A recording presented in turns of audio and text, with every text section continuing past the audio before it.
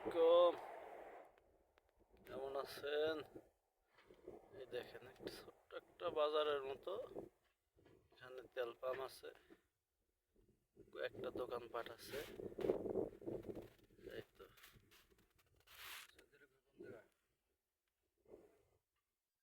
এটা সৌদি আরবের জেদ্দা শহর, জেদ্দা সিটি।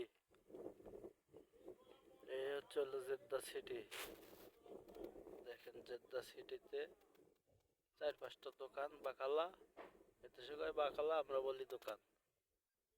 এই যে তেল পাম্প, আর এই দেখেন শুধু মরুভূমি, দেখেন পাহাড়, শুধু পাহাড়কে পাহাড়। এই তো এটা হলো জেদ্দার সিটি। ভালো থাকবেন, ওকে।